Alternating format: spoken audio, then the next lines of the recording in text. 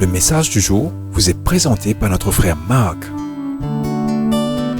Salut chers bien-aimés de notre Père Céleste. J'espère que vous comprenez maintenant le but de votre tempête, alors que nous tenons compagnie à Paul dans l'obscurité, au milieu de sa tempête. Veuillez relire Acte 27 pendant que nous continuons. Bien-aimés, au milieu de cette nuit sombre, un ange est apparu à Paul. Il dit au verset 24, « N'aie pas peur, Paul, car tu te tiendras sûrement devant César. » Dieu, dans sa bonté, a accordé la sécurité à tous ceux qui naviguent avec toi. Très cher, quelle promesse de Dieu! C'était le 2e jour et la tempête faisait toujours rage. Paul avait cette promesse qu'il se rendrait à Rome, mais les circonstances disaient qu'il n'y arriverait pas. Partout où il regardait, les vents, les vagues, l'équipage disaient qu'il ne pourrait jamais s'en sortir. Il aurait pu dire « Mais mon Dieu, j'ai du mal à distinguer ta voix.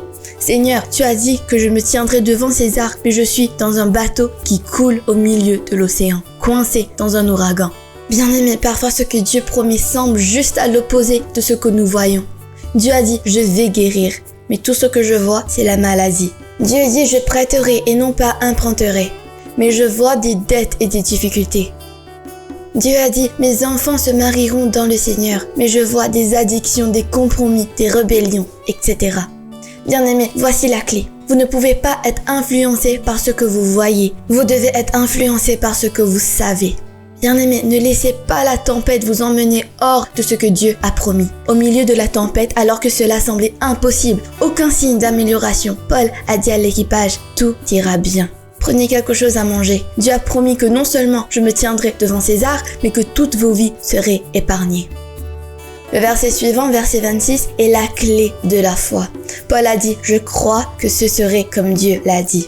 Je crois. » Bien-aimé, Dieu peut accomplir toutes ses promesses, mais si nous ne passons pas à l'étape suivante et nous ne disons pas comme Paul, Dieu, je crois que ce que tu m'as promis se réalisera. Alors les promesses ne vous feront aucun bien.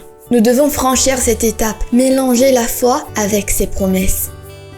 Bien-aimé, essayez de revoir dans votre vie quand vous avez rencontré les mêmes problèmes et de déterminer combien de fois vous avez appliqué la foi. L'exemple de Paul donne matière à réflexion. Que Dieu vous bénisse tous. Profitez de votre journée. Demain, nous clôturerons cet épisode de Tempête. Au revoir. Si toi aussi tu crois que la parole de Dieu est une bénédiction, partage-la et sois une source de bénédiction pour les autres toi aussi.